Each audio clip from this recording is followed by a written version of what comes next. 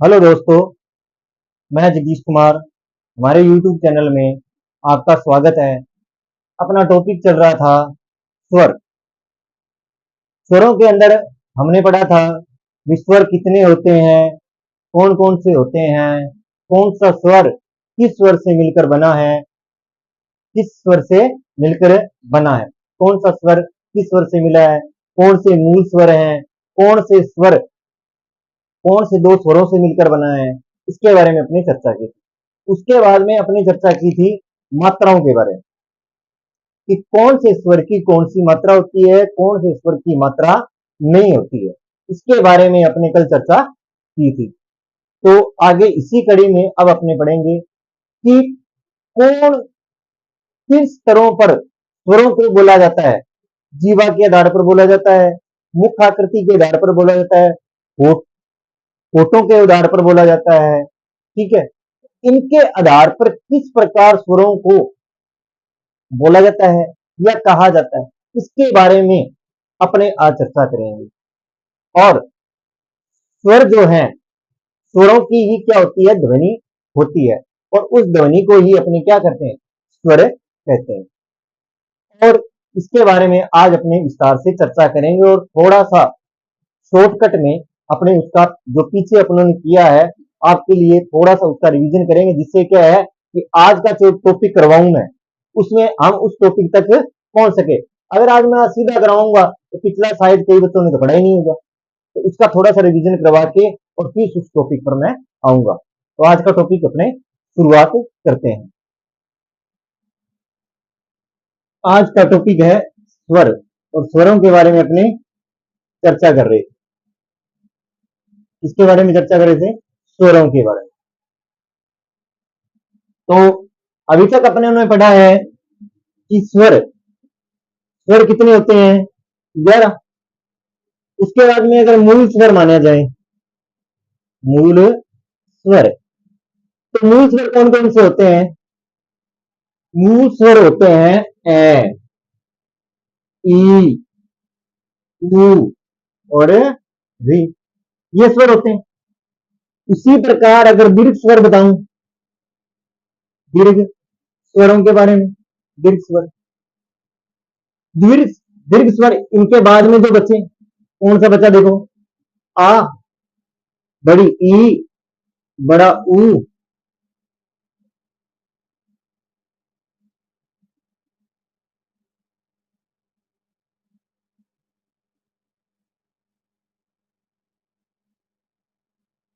इन स्वरों को, ये स्वर कौन से हो गए, दीर्घ स्वर हो गए।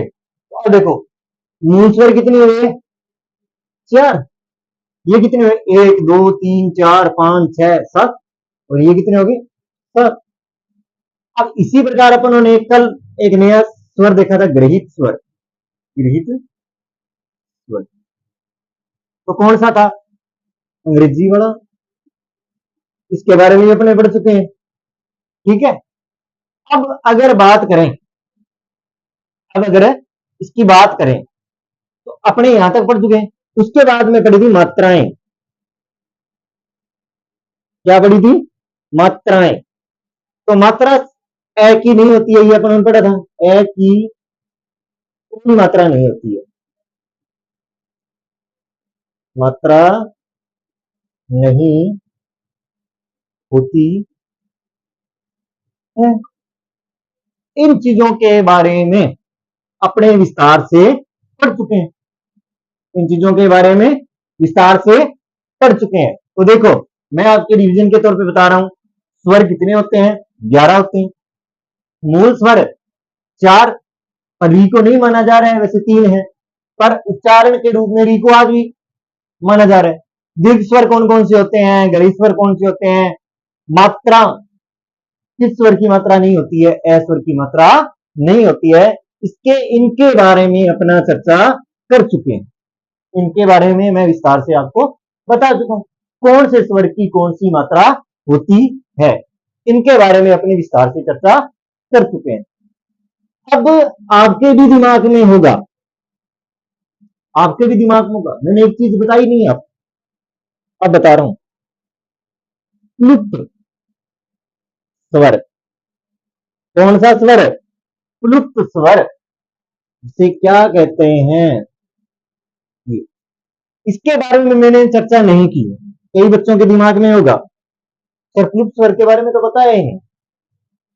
इसके न बताने का सबसे बड़ा कारण ये है कि हिंदी में इसका कहीं भी आज के समय में कहीं भी इसका उपयोग नहीं हो रहा है। अभी भी कहीं जो नए शब्द आ रहे हैं इसमें इसका कहीं भी प्रयोग नहीं हो रहा है। और अब तो कंपटीशन एग्जाम में भी इस प्रश्न को देना बंद कर दिया है। कारण ये है कि ये संस्कृत का है और ज्यादातर ये प्रयोग किसमें हो रहा है? संस्कृत के ही शब्दों में हो रहा है। और वो भी संस्कृत के उन शब्दों में जो वेद पुराण जो लिखे गए हैं उन शब्दों में ही प्रयोग हो रहा है। तो इसलिए इसका हिंदी में तो आज के नए शब्दों में कहीं प्रयोग नहीं हो रहा है, सिर्फ एक ओम शब्द में उपयोग हो रहा है। अगर मैं आपको एक शब्द के रूप में बताऊं इसका प्रयोग तो कहां प्रयोग हो रहा है? एक ओम के शब्द में प्रयोग हो रहा है और इसका कहीं प्रयोग नहीं हो रहा है। इसलिए जो एनसीईआरटी की बुकें और जो हिंदी अकादमी की जो बुकें नहीं आ रही इसमें इस प्लुप्त स्वर को ही समाप्त कर दिया है। आप पुरानी 4-5 साल पुरानी बुकों को पढ़ेंगे तो प्लुप्त स्वर मिलेगा, ऐसी बात नहीं है। आज की जो नई बुकें हैं उनमें आप देखोगे तो कहीं भी प्लुप्त स्वर नहीं है, हटा दिया गया है। और आने वाले समय में स्वर में से री को भी हटा दिया जाएगा। अभी तो आप पढ़ रहे हो कि री किसमें आ रहा है? मूल स्वर में आ रहा है। आहिस्ता आहिस्ता इसमें क्या हो रहा है?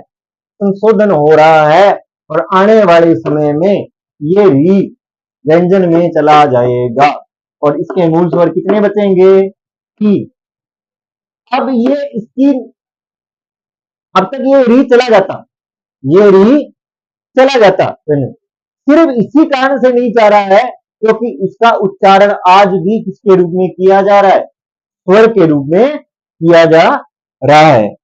तो अब आपको पता लगा कि मैंने प्लुप्त स्वर को क्यों नहीं बताया है।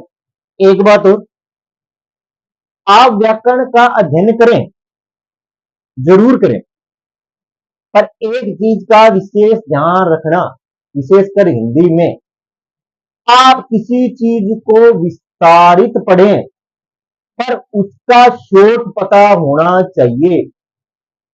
अगर आप ये सोच रहे हैं कि किताब में जो जैसे दिया है वैसा हूबहू तैयार कर लें तो आप कंपटीशन के एग्जाम में प्रश्नों को अटेम्प्ट पूरे नहीं कर पाएंगे। जैसे आज फर्स्ट ग्रेड है, सेकंड ग्रेड है, रीट है, अन्य एग्जाम है, उनमें 1 मिनट से ज्यादा टाइम नहीं होता है। हमें कंपटीशन फाइट करना है, पांडित्य नहीं बनना है। पांडित्य आप बनोगे लगने के बाद में। आप ऐसे सोचते हो कि मैं पूरा विस्तारित ज्ञान ग्रहण कर लूं, मेरे को एक चीज का पता होना चाहिए, तो आपके कंपटीशन में क्वेश्चन पूरे हल नहीं होंगे। अब उस पांडित्य का करोगे क्या? क्यों कि कुछ एग्जाम तो ऐसे है 1 मिनट का टाइम भी नहीं है कि आप ये सोच रहे हो कि आपके दिमाग में टॉपिक पूरा क्लियर करने के बाद आपके पास इसका शॉर्ट रूप होना चाहिए, न कि विस्तारित ही रहना चाहिए। अगर आप उदाहरण के लिए संधि बताऊं, संधि के नियमों में अगर आप विस्तारित से पढ़ लिए और आप उन नियमों को फॉलो करके क्वेश्चन कर रहे हो तो आपकी संधि कंपटीशन एग्जाम में 5 या 7 मिनट तो संधि ले लेगी कि कौन सा नियम फॉलो करें, कौन सा क्या करें, क्योंकि 4 ऑप्शन होते हैं। अब वो चारों में फॉलो करोगे, चारों में फॉलो करे कम से कम 5 मिनट लग जाएंगे। और उस पांडित्य का क्या करोगे बताओ? तो हमें विस्तारित के साथ साथ शॉर्ट भी पता होना चाहिए। अगर आप ये सोच रहे हो कि मैं पांडित्य ही बनना है तो पांडित्य बनने से आपके कंपटीशन में क्वेश्चन हल नहीं होगा। और एग्जामिनर ये नहीं देखेगा कि आपको कितना का ज्ञान है, सिर्फ आपको इतना देखेगा जो प्रश्न उसने दिया है वो आपने सही किया है या गलत किया है। उसके पांडित्य आपके पांडित्य से उसे कोई मतलब नहीं है। मेरा बताने का यही है कि आप विस्तारित पढ़ें, विस्तारित ज्ञान ग्रहण करें, पर उसके साथ साथ आपको उसका संक्षिप्त भी ज्ञान होना चाहिए जिससे आप कम समय के अंदर एग्जाम में कम समय में क्वेश्चन को हल कर सकें। ठीक है, अब देखो आगे, अब अपने चलते हैं आगे। ये तो थे कल जो मैंने अभी तक आपको करवाया है। अब देखते हैं आगे।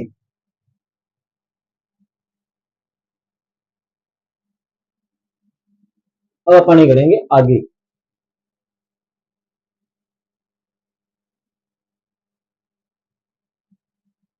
स्वरों के बारे में। अब देखो,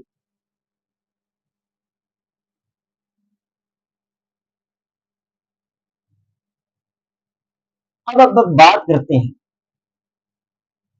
देखो, सबसे पहले अपने स्वरों में बात करेंगे जीवा के आधार। किसके आधार पर बात करेंगे? जीवा बोल दो, जीव बोल दो, एक ही बात है।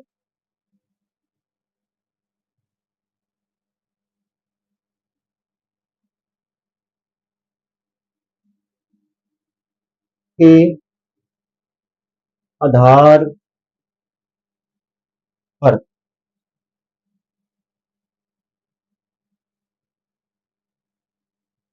अब देखो, जीवा बोल दो या जीव बोल दो, एक ही बात है। अब देखो, इसमें क्या होगा, जो अपनी जीव है उसके जो आगे के स्वर है, मध्य का स्वर है या पश्चात स्वर है, वो कौन से स्वर है, अपने किस प्रकार बोलते हैं, उनके बारे में पता करें। अब देखो, सबसे पहले अपने एक सारणी बनाएंगे और उसके माध्यम से आपको बताऊंगा। देखो, एक तो ये सारणी आपको याद होनी चाहिए। सबसे पहले मैं पहले सारणी बिल्कुल सीधी बनाऊंगा, जिससे आपको स्वर का पता रहे कि कौन सा स्वर कहां आएगा। उसके बाद में अपने करेंगे जीवा के, किसके आधार पर करेंगे? जीवा के आधार पर करेंगे।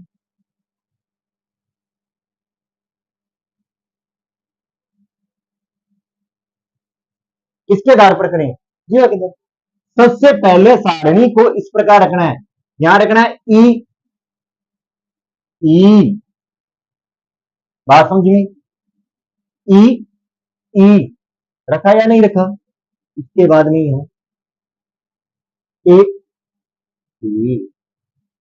पहली चीज समझ में आई, ई, ई, ई बड़ा। इसमें क्या रखेंगे? ऊ, ऊ, औ। यहां रखेंगे ए, यहां रखेंगे आ, और एक यहां रखेंगे अंग्रेजी वाला आ। यहां तक बात समझ में आई। सबसे पहले इसके बारे में चर्चा करेंगे। सबसे पहले आप इसके आधार पर, जो भी मुख की आकृति के आधार पर करोगे या जीवा की आकृति के आधार पर करोगे, तो उसमें इस सारणी का बहुत बड़ा योगदान रहेगा। सबसे पहले ये आपको याद होनी चाहिए, कौन सी? ई, ई, ए, ए, उ, ऊ, ओ, औ, है, आ और अंग्रेजी वाला आ। इन चीजों के बारे में याद होना चाहिए कि मैंने इस तरफ कौन से स्वर लिखे हैं, इस तरफ कौन से स्वर लिखे हैं, मध्य में कौन से स्वर लिखे हैं। इन चीजों का विशेष ध्यान अगर होगा, तो आपको मुख आकृति के आधार पर और जीव के आधार पर स्वरों को करने में बिल्कुल भी कठिनाई नहीं होगी, 1% भी कठिनाई नहीं होगी। तो मैं एक बार फिर रिवीजन करता हूं इसका। देखो, ई, ई, ए, उ, ऊ, ओ, औ, एक है, एक आ, यहां एक अंग्रेजी बड़ा यहां। अब देखो, अब अगर जीवा के आधार पर मैं करूं, इसे बोलते हैं अग्र स्वर।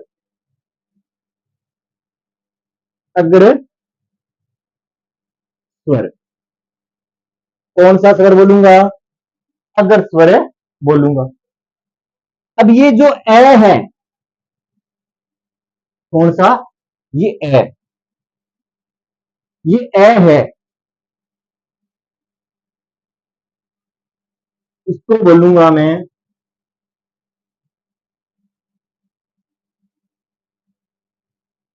मध्य स्वर। और ये जो बच गए, इसको बोलता हूं पश्चय स्वर। ये चीज देखो, अगर स्वर ये जीवा के आधार पर है, अगर स्वर, मध्य स्वर और ये जो जितने बच गए, ये किसमें आएंगे? जो बच गए वो आएंगे पश्च स्वर में। किसमें आएंगे? पश्च स्वर में। अगर आप यहां कंफ्यूज हो रहे हो तो मैं यहां बीच में लिख देता हूं, कहां लिख देता हूं? बीच में, यहां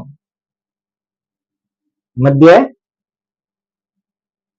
स्वर, जिससे आप कंफ्यूज नहीं होंगे। ठीक है, अब देखो, अग्र स्वर कौन से होते हैं? ई ई ई ए। अब मध्य स्वर कौन सा होता है? सिर्फ ए होता है। कौन सा होता है? ए। और उसके बाद में जो भी स्वर बच गए वो किसमें आएंगे? पश्च स्वर में आएंगे। तो ध्यान पड़ा, अग्र स्वर कौन से होते हैं, मध्य स्वर कौन सा होता है और पश्च स्वर कौन सा होता है। तो अब आपको पता लगा होगा जीवा या जीव के आधार पर कितने भागों में बांटा है। स्वरों को कितने भागों में बांटा है? 3 भागों में बांटा है। कौन से में? अगर, मध्य और पश्च स्वर। एक बार फिर, कि जीवा के आधार पर स्वरों को कितने भागों में बांटा? 3 आधार पर बांटा। कौन कौन से? अग्र स्वर के रूप में, मध्य स्वर के रूप में और पश्च स्वर के, इन स्वरों के रूप में बांटा गया है। बात समझिए।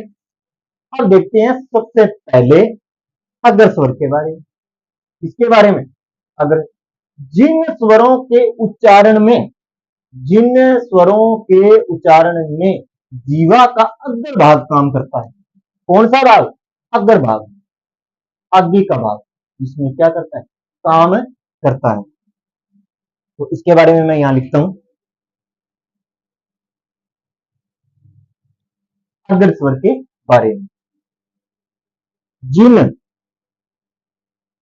जिन स्वरों, जिन स्वरों के, जिन स्वरों के उच्चारण,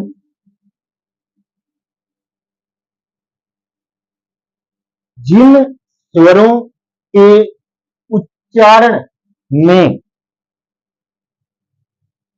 जिन स्वरों के उच्चारण में जीवा,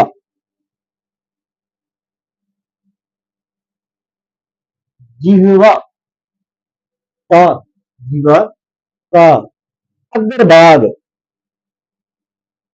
अग्रभाग काम में आता है। अग्रभाग की परिभाषा क्या होगी? कि जिन स्वरों के उच्चारण में, जिन स्वरों के उच्चारण में जीवा का अग्र भाग काम में आता है, कहने का मतलब आगे वाला भाग काम में आता है, उसे क्या कहेंगे? अग्र स्वर कहेंगे। और अग्र स्वर कौन से होते हैं? ई ई ई ई। तो मैं यहां पे लिख देता हूं, अग्र स्वर कौन से हो जाएंगे? मैं यहां ब्रैकेट बना के लिख देता हूं, ई ई। ये कौन से स्वर हो जाएंगे? अग्र स्वर हो जाएंगे। अब आपको पता लगा कि अग्र स्वर कौन कौन से होते हैं? ई ई ए। अब बात करते हैं मध्य स्वर की बारे में। कौन से स्वर की? मध्य स्वर के बारे में बात करते हैं। तो देखो, मध्य स्वर, मध्य, मैं यहां पे लिख देता हूं, मध्य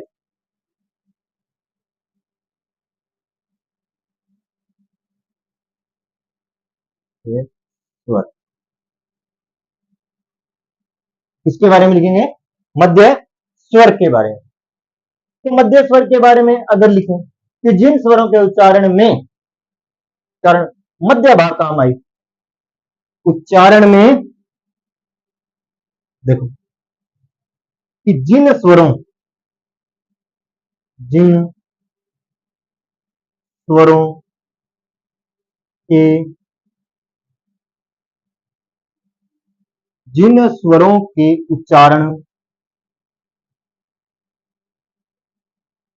उच्चारण में जिह्वा जिह्वा जिह्वा जिह्वा कि जिन स्वरों के उच्चारण में जीवा का मध्य भाग जिन स्वरों के उच्चारण में जीवा का मध्य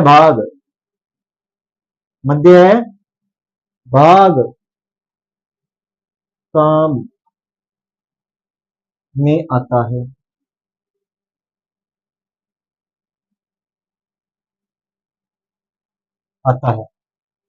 क्या आता है काम में आता है कि जिन स्वरों के उच्चारण में जीवा के मध्य भाग काम आता है कि जीवा का मध्य भाग काम आता है तो वो कौन सा स्वर होगा सिर्फ और सिर्फ कौन सा स्वर है अब बात करते हैं अपने पश्च स्वर के बारे में तो मध्य स्वर कौन सा है मध्य स्वर सिर्फ और सिर्फ ए है अब बात किसके बारे में करेंगे अपने पश्च स्वर के बारे में बात करेंगे और उदाहरण के लिए मैं यहां ऊपर लिख देता हूं मध्य स्वर बराबर तो मध्य स्वर कौन सा हुआ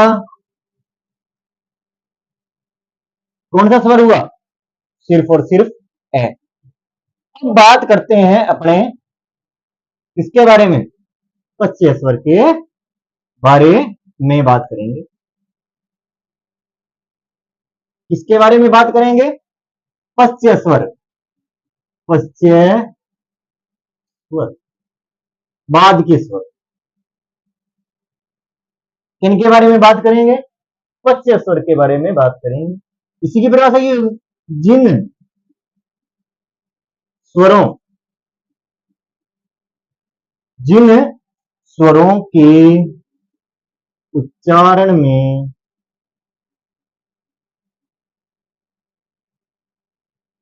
जिन स्वरों के उच्चारण में जीवा देखो जिन स्वरों के उच्चारण में जीवा का पश्च भाग कि जिन स्वरों के उच्चारण में जीवा का पश्च भाग काम आता है तो उन्हें कौन सा स्वर कहेंगे पश्च स्वर कहेंगे तो कौन कौन से होंगे मैं ब्रैकेट में लिख देता हूं ऊ बड़ा ऊ ठीक है ओ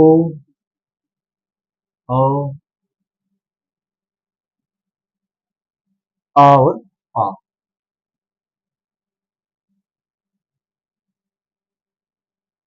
ये स्वर कौन से होंगे पश्च स्वर होंगे ठीक है अब बात करते हैं एक बार फिर इसी के बारे में अग्र स्वर सबसे पहले किसके बारे में बात करेंगे अग्र स्वरों के बारे में बात करेंगे जिन स्वरों के उच्चारण में जीवा का अग्र भाग काम में आता है उन्हें कौन से स्वर कहते हैं अग्र स्वर कहते हैं ई ई ए अब बात करें किसके बारे में मध्य स्वर के बारे में तो मध्य स्वर होता कौन सा है सबसे पहले अपने इस बात का गहराई से पता होना चाहिए कौन सा होता है ए होता है अब जिन स्वरों के उच्चारण में जीवा मध्य भाग काम है तो मध्य भाग से कौन सा स्वर बोला जाता है सिर्फ और सिर्फ कौन सा स्वर बोला जाएगा ए और जो भी स्वर बच गए वो किस भाग से बोले जाएंगे पश्च भाग से बोले जाते हैं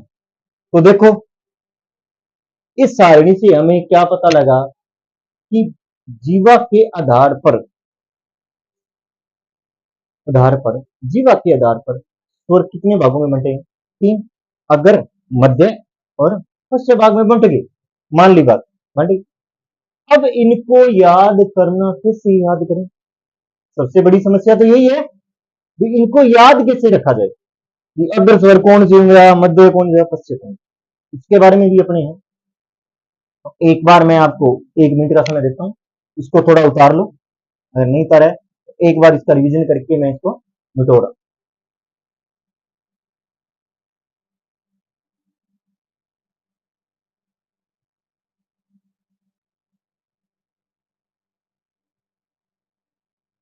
तो देखो इसके बारे में, अग्र कौन से होते हैं, पश्चिम कौन से होते हैं और मध्य कौन से होते हैं, इनके बारे में अपने चर्चा करेंगे और इसको किस प्रकार याद रख सकते हैं।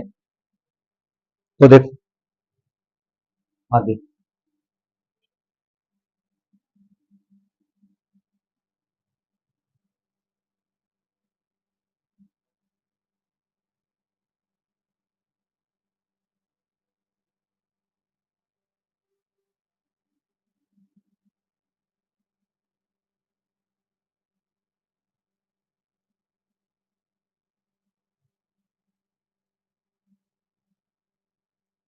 अब देखो आगे इसी कड़ी में, तो अपने किन के आधार पर पढ़ा, जीवा के आधार पर पढ़ा या जीव के आधार पर पढ़ा। तो अपने इनके कितने भाग बनाए थे, 3। कितने भाग बनाए थे, 3।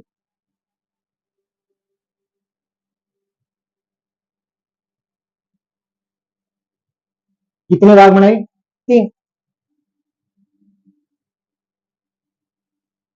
अग्रभाग, अग्रस्वर,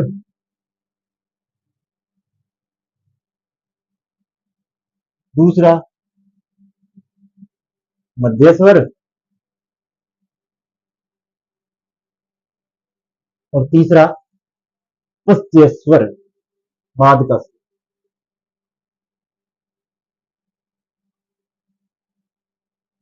देखो मैं आपको एक बार आपके तरीके से बता रहा हूं कि आपको याद करने में दिक्कत कहां होती है। सबसे बड़ी दिक्कत तो यह है कि आपको इस प्रकार याद करते हो तो कई बार कंफ्यूज भी हो जाते हो। अब मैं वो बना रहा हूं सारणी, जिससे आपका जो चीजें हैं वो आपकी क्लियर हो जाए।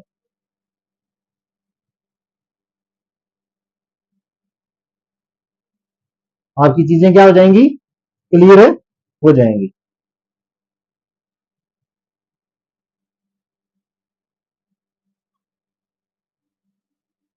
अब आपकी मैं चीजें क्या कर दूंगा, क्लियर हो जाएंगी। अब अगर आपको सारणी याद है तो यहाँ ई लिखा, यहाँ बड़ी ई लिखा, यहाँ ए लिखा और यहाँ ई लिखा, और यहाँ मध्य में क्या लिखोगे, सिर्फ ए। यहाँ पे लिखोगे आ अंग्रेजी वाला, और यहाँ थोड़ा, यहाँ लिख दो आ सीधा, और यहाँ लिख दो अंग्रेजी वाला आ। यहाँ क्या लिखोगे, ऊ, यहाँ बड़ा ऊ, यहाँ ओ, यहाँ ये लिख दिया। अब आपको पता रहेगा, आप कंफ्यूज भी नहीं होंगे, ये कौन सा भाग हुआ, अग्र, ये कौन सा हुआ, मध्य, और जो बच गए वो। तो ये ट्रिक है याद करने की, सीधा सिस्टम। एक तो ये तरीका है याद करने का, और एक आपको और बता दूं, व्याकरण के अंदर थोड़ा बहुत तो ट्रिकों के माध्यम से चलना पड़ेगा। कारण वजह ये है कि व्याकरण विस्तारित रूप से अगर याद करोगे तो पांडित्य बन जाओगे, पूरे क्वेश्चन कंपटीशन में हल नहीं कर पाओगे, क्योंकि पांडित्य वाला टाइम शिक्षक नहीं देता है कि अपना अपने वहां पांडित्य झाड़े। इसलिए कुछ न कुछ शॉर्ट की ट्रिकें बनानी पड़ेंगी, कम समय में अधिक क्वेश्चन हल कर सकें। हमारा फोकस इस चीज पे रहना चाहिए, न कि इस चीज पे रहना चाहिए कि हमें पांडित्य कितना का बढ़ना है, हमें कौन सी चीज क्या आ रही है। वो महत्व एग्जाम में नहीं रखता, कि एग्जाम में महत्व ये रखेगा कि आप कितने समय में कितने क्वेश्चन हल कर रहे हो, ये मायने रखेगा। ये मायने नहीं रखेगा कि आपको कितना का ज्ञान है, वहां कोई पूछने वाला नहीं है। आपको शॉर्ट, आप पहले विस्तारित पढ़ो, उसके बाद में उसका संक्षिप्त ज्ञान आपके दिमाग में बनाओ या उसके नोट्सों के हिसाब से तैयार करो कि जिससे क्या है कि आप कम समय में अधिक क्वेश्चन हल कर सको। मेन फोकस एग्जाम में ये रहना चाहिए, ये नहीं रहना चाहिए कि मुझे इतना ज्ञान है। वहां ज्ञान पूछने वाला कोई नहीं होगा, आपका ज्ञान वो क्वेश्चन हल करवाएगा कि आपको कितना का ज्ञान है या नहीं। आपने पढ़ तो बहुत कुछ रखा है, अगर आपका एग्जाम में क्वेश्चन गलत हो रहा है इस टॉपिक से तो आपका कराया कराया कुछ भी नहीं है। वो एग्जामिनर यही मानेगा इसे कुछ नहीं आता है, चाहे आपने कितने क्यों ना पढ़ाओ। इसलिए आपको विस्तृत के साथ साथ शॉर्ट उसका सिर्फ ज्ञान भी होना चाहिए, अन्यथा आपको आते हुए क्वेश्चन भी कंपटीशन में हल नहीं कर पाओगे। आपने बच्चों से सुना होगा, यार मुझे तो टाइम नहीं मिला, मेरे तो इतने क्वेश्चन छूट गए, मुझे आते तो थे पर वो पर्सन छूट गए। उसकी वजह क्या है? यही वजह है, उसने पढ़ा है, बिल्कुल विस्तारित पढ़ा है, सब कुछ पढ़ा है, पर उसने ये चीजें भूल गया कि उसके शिक्षित में कैसे अगर क्वेश्चन आए तो उसको कैसे हल किया जाए। आप पढ़ते हो कि अगर स्वर का रेक्टिफिकेशन लगाते हो, ई ई ई ए मध्य स्वर है, उसके बाद उ उ ओ औ आ औ, इनके बारे में रट्टा लगा रहे हो, थोड़ा इधर उधर हो गए तो काम पक्के हैं। अगर आपने पच्चा स्वर में अगर स्वर रख दिया और अगर स्वर में पच्चा स्वर रख दिया तो क्वेश्चन आपका तो गलत हो गया, आपने तो बहुत रेक्टिफिकेशन लगाया था। इसलिए कुछ शिक्षित और ट्रिकों के माध्यम से, जैसे ये सारणी है, अगर ये सारणी याद है तो आपको इतना लिखना है, ई इधर साइड, उ ओ औ इधर और मध्य में आ लगाना, यहाँ अगर लिखा यहाँ मध्य लिखा और यहाँ बस लिखा, तो आपका क्वेश्चन गलत हो गया। आपका क्वेश्चन है गलत हो गया नहीं कि पश्चिम पूछ रहा है तो आपको ये बताया, मध्य में पूछ रहा है तो ये है, अगर में पूछ रहा है तो ये है। आपको रट्टाफिकेशन लगाने की जरूरत नहीं रहेगी, क्योंकि रट्टा कुछ ही समय के लिए होता है, लंबे समय के लिए रट्टा काम नहीं करता। इसलिए कुछ डायग्राम के माध्यम से, कुछ ट्रिकों के माध्यम से, कुछ अपने बेस पर व्याकरण को तैयार करना चाहिए। पूरा पांडित्य बनने से कोई मतलब नहीं है। तो चलते हैं आगे।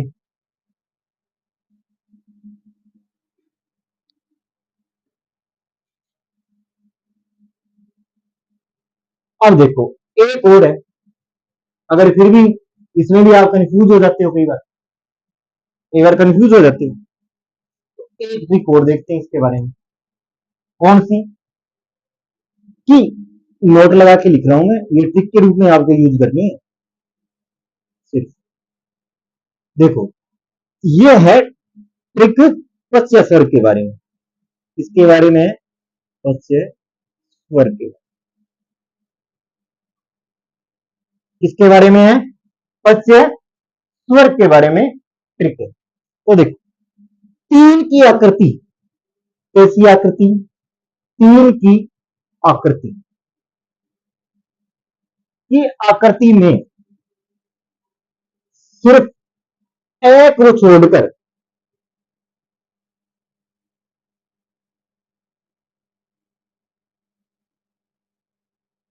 कोई भी स्वर आए, कोई भी स्वर आए, कोई भी स्वर आए तो वह पश्चय स्वर होगा।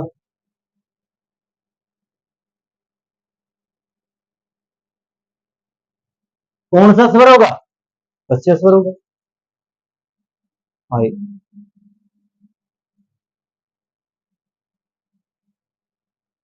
देखो कैसे, अगर आज आपने ऊ लिखा, बड़ा ऊ लिखा, ऊ लिखा, औ लिखा, आ लिखा, या ये अंग्रेजी वाला आ लिखा, तो इनकी आकृति कैसी है? ये जैसी है। कैसी आकृति है? ये जैसी आकृति है, तो ये कौन सा स्वर होंगे? पश्चय स्वर। अब ये क्या कह रहे हैं? ए को छोड़कर, तो ए कौन सा हो गया? मध्य स्वर। कौन सा स्वर हुआ? मध्य स्वर। हुआ या नहीं? मध्य स्वर। और जो बच गया, जो बचा, वो कौन से बचे? अगर स्वर। अब देखो इसमें दो स्वर आ गए, ए को छोड़ा अपने ने, तो कौन सा? मध्य स्वर। और तीन की आकृति वाले कौन से स्वर हो गए? अच्छे स्वर हो गए। और जो बच गए वो अगर।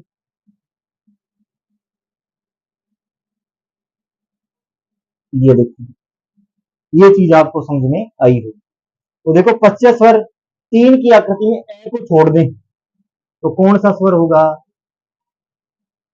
पश्च स्वर में आएंगे। और ए किसमें चला गया? मध्य में। और बाद में जो बचे स्वर, बाद में बचे, और जो भी स्वर बच गए, जो स्वर, जो स्वर, आप बस इतना याद रखना क्योंकि आप कंफ्यूज हो जाओगे। आप इतना ही ध्यान रख लो, ये ट्रिक इतनी ही काम आएगी। कहने का मतलब तीन की आकृति में ए को छोड़कर कोई भी स्वर आए तो कौन सा स्वर होगा? तस्य स्वर होगा। ए कौन सा चला गया? मध्य स्वर में चला गया। और जो और तीन की आकृति में थे वो किसमें आ गए? तस्य स्वर में आ गए। और जो भी स्वर रह गए वो किसमें आएंगे? अगर बाद में आएंगे। बात समझ में आई कि जीवा के आधार पर स्वर कितने होते हैं? तीन होते हैं। एक तो अग्र, एक मध्य और एक पश्च स्वर के रूप में होंगे। ठीक है, पश्च स्वर में तीन, ये मैं ट्रिक के रूप में बता रहा हूं आपको कि तीन की आकृति को छोड़कर कोई भी स्वर आए, कोई भी स्वर आए तो वह पश्च स्वर आएंगे। ए को छोड़ दिया और उसमें ए, उ, ओ, औ और आ, अंग्रेजी वर्ड, इन स्वरों में क्या होगा? पश्च स्वर होंगे। और जो भी स्वर बच गए वो कौन से स्वर बच जाएंगे? अग्र स्वर में बच जाएंगे। अब मैं यहाँ अग्र स्वर और लिख देता हूं जिससे आप कंफ्यूज नहीं होंगे कि सर आपने मध्य स्वर के बारे में बता दिया, पश्च स्वर के बारे में बता दिया, तो अपने यहाँ किसका कौन से स्वर लिख लेते हैं? अग्र स्वर। तो अग्र स्वर में क्या क्या आएंगे बताओ? एक तो ई बचा, एक बड़ा ई बचा, एक ए बचा, और एक ये बचा। ये चार स्वर किसमें आ जाएंगे? किसमें आएंगे? अग्र स्वर में आएंगे। अब आपको मैंने दो ट्रिकों के माध्यम से जीवा के आधार पर स्वर बताए हैं। देखो, एक तो मैंने सारणी के माध्यम से बताया कि पहले हिसाब से मध्य है और पश्च स्वर कि शुरू में भाग अग्र रहेगा, बीच में मध्य है और लास्ट में पश्च स्वर रहेगा। एक मैंने ट्रिक के रूप में बताया कि पश्च स्वर जो भी होते हैं उसमें तीन की आकृति में ए को छोड़कर तीन की आकृति बनेगी स्वरों की, उसमें सिर्फ किस स्वर को छोड़ना है? एक सिर्फ ए को छोड़ना है। उसके सिवा कोई भी तीन की आकृति का स्वर है तो वो कौन से स्वर में आएगा? पश्च स्वर में आएगा। तो अब आपको पता लगा ए को छोड़ा है, इसका मतलब पश्च में नहीं है तो कोई ना कोई होगा। तो ए किस में चला गया? मध्य स्वर में चला गया और पश्च स्वर ये है। और जो बच गए वो किसमें आ जाएंगे? अग्र स्वर में आ जाएंगे। तो देखो, ये हैं इसके आधार पर जीवा के आधार।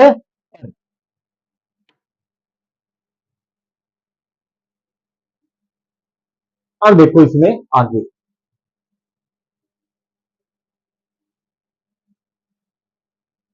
अभी एक बार मैं आपको और बता देता हूं जिससे आपका थोड़ा कंफ्यूज, क्योंकि सारणी याद करनी बहुत जरूरी है, ये आपको याद होनी चाहिए। क्योंकि किताबों में लिखा तो समझे हैं, जो भी किताब से को क्या बता दे अग्र भागी होता है, मध्य भागी होता है, तो आपको मेन चीजें याद होना चाहिए। क्या होना चाहिए? याद होना चाहिए। मेन फोकस इस पे होना चाहिए। दुनिया भर की किताबें पढ़ी हैं पर मेन फोकस क्या होना चाहिए? याद करने का होना चाहिए। जैसे यहां मैंने लिखा ई, यहां लिखा बड़ा ई, यहां लिखा ए, यहां क्या लिखूंगा बताओ? वो लिखूंगा। यहाँ बड़ा ऊ लिखूंगा, यहाँ ओ लिखूंगा,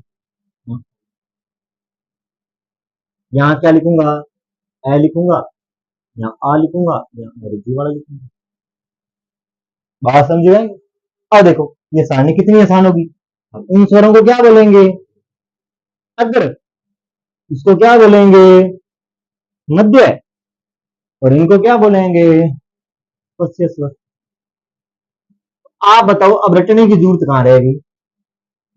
अगर आपको सारणी याद है तो आपको कहीं दिक्कत नहीं आएगी कि कौन सा स्वर अग्र होते हैं, कौन सा मध्य होता है और कौन सा पश्य स्वर होता है। तो अब देखो ई ई ए ए, आप इसे रटते तो शायद इसको इसमें कर देते, इसको इसमें कर देते, या इसको इसमें कर देते, या इसमें डाल देते, दिक्कत हो जाती है, हो जाती, क्योंकि रट्टा तो चीज ही ऐसी, क्योंकि एक स्वर इधर हुआ तो उसका कर्म भी क्या हो जाएगा, उल्टा हो जाता है। अब जैसे सीधा दे दिया, और जैसे मैं एक ऑप्शन बना के आपको बताता हूं, जैसे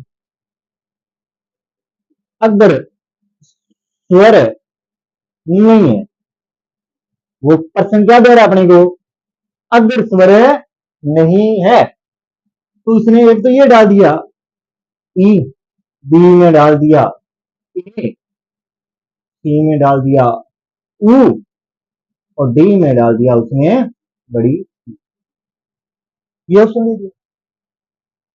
तो अगर ये सारणी पता है तो अपने को पता लग जाएगा, वो तो लास्ट में आता है, और लास्ट में आने पर ये तीन की आकृति है, और तीन की आकृति किस में आती है, पश्य स्वर के बारे में आती है। तो ये प्रश्न हल हुआ या नहीं हुआ।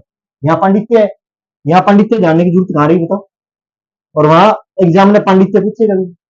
अगर सारणी फॉलो करोगे तो एक मिनट पता लग जाएगा। इसी प्रकार अगर उसने प्रश्न दे दिया, इधर लिख देता हूं, यहां लिख देता हूं इधर से, अगर उसने प्रश्न दे दिया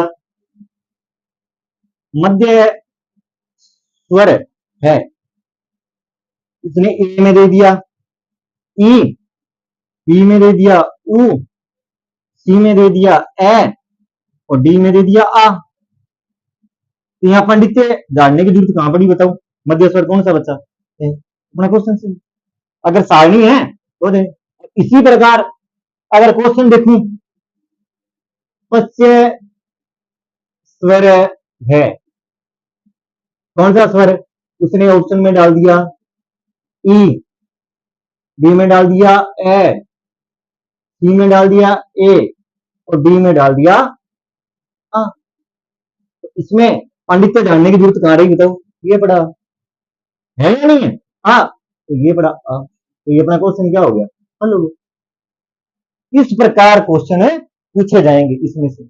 अगर आपको सारणी पता है तो आपको कोई भी दिक्कत नहीं होगी, इसमें किसी प्रकार की कोई दिक्कत नहीं होगी कि आपको अग्र स्वर कौन से होते हैं, पश्य स्वर कौन से होते हैं, और मध्य स्वर कौन से होते हैं। तो इसके बारे में आपको क्या रहेगा विस्तृत रूप से, और एक आपको रट्टा लगाने की बिल्कुल भी जरूरत नहीं रहेगी इसमें, भी अग्र स्वर का रट्टा लगाए ई ई ए, मध्य स्वर ए, अगर वहां मध्य स्वर भूल गए ए, तो अपने काम गड़बड़ है, क्योंकि ए की जगह अगर दिमाग में मध्य स्वर पड़ गया आ, तो अपने लिए तो मध्य स्वर कौन सा हो गया, आ हो जाएगा।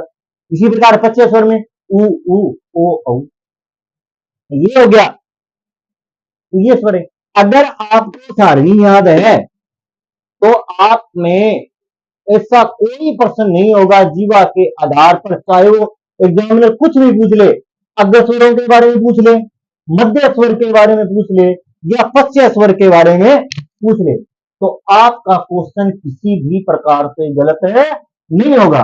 और अगर आप ये सोचते हैं कि रट्टाफिकेशन लगा के कि अग्र स्वर का रट्टा लगा लें, मध्य स्वर का रट्टा लगा लें, पश्य स्वर का रट्टा लगाए, तो वहां वो एग्जामिनर आपको कंफ्यूज कर सकता है।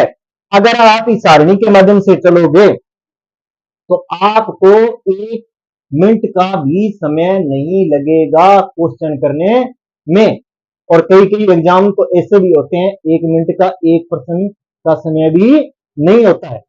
इसलिए इस सारणी को कम से कम आपको एग्जाम में, आपको रफ कार्य पीछे एग्जाम में दिया होता है, तो जाते ही अगर स्वर के आधार पर आपसे प्रश्न पूछे जाते हैं तो आपको ये सारणी बिल्कुल याद कंठस्थ होनी चाहिए।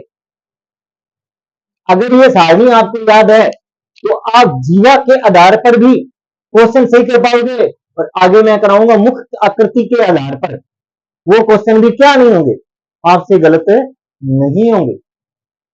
क्यों कि सारणी के माध्यम से अगर आप करोगे तो आपका माइंड है वो आप पहले ही फोकस हो जाएगा कि ये अग्र स्वर है, ये मध्य स्वर है और ये पश्च स्वर है, उसमें कोई दिक्कत ही नहीं आएगी। तो अब बताओ ये चीज आपको समझ में आई या नहीं? तो आज अपने कौन से वाक्य किए? जीवा के आधार पर, कि जीवा के आधार पर स्वर कितने होते हैं? 3, अग्र, मध्य और पश्च स्वर। अग्र में कौन से स्वर आएंगे, मध्य में कौन से स्वर आएंगे और पश्चिम में कौन से स्वर आएंगे? इन चीजों का विशेष रूप से ध्यान रखना पड़ेगा। ठीक है, तो आज के लिए इतना ही। अगर मेरी वीडियो आपको अच्छी लगी हो तो कमेंट, सब्सक्राइबर जरूर करें। धन्यवाद।